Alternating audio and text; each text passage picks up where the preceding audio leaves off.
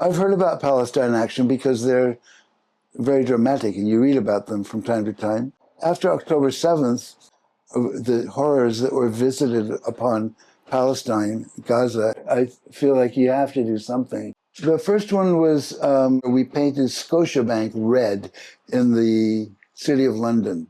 There was, I don't remember, I think there was 9 of us locked on in front and behind, blocking everybody's entrance to the Scotiabank. We really had a good opportunity to shout at the people about what Scotiabank is up to when it comes to financing the Israelis' armorers.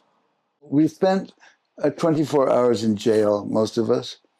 So overnight in the very lovely jail, I got to say, I highly recommend it. It's called Bishopsgate. If anyone wants to be arrested, get arrested there. Climate control, lots of tea, Thai green curry when I got hungry. I was given a police bail, which says I'm not to go around red paint, not to go around any kind of locks or tubes. I volunteered for the next action in spite of being on this police bail. So the next one, the venue being this Elbit subsidiary called UAV. We wanted to block the entrances for as long as possible to disrupt the business for a day in order to slow down their disgusting trade, which was, to arm Israel's genocide, basically. The idea was to try to get to Elbit in time, to the venue in time, to block both entrances. The minute we got there, an enraged security guy, a very big thug with huge fists, came springing out, and he went boom on the window next to Ben, because I was at the driver's window. He went, boom! And then he came around and did the same thing at all the windows, but nothing broke. So then he gave up. We were laughing away. We were quite comfortable then because it was before the heat came. Anyway, so we were just sitting there all locked in with a massive chain between both car doors, so the doors couldn't be opened.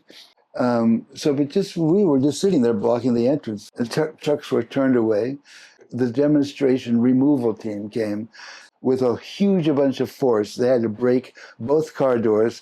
They had to smash out the window. It wouldn't break. They tried to break the window, but they couldn't either. So they lowered it a bit and they pulled it out, and the whole car.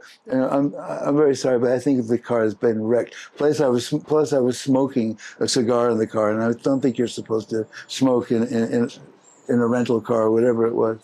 So once you've dealt with Palestine Action, you want to do it again, in spite of the fact you might end up doing a stretch in jail. Because Palestine Action so far has been perfect. They've been perfect in their planning, perfect in their ideology, and perfect in their usefulness in terms of trying to bring the struggle into the communities where we're going to attack these arms manufacturers. And I am very happy to be part of it, and I look forward to the next one.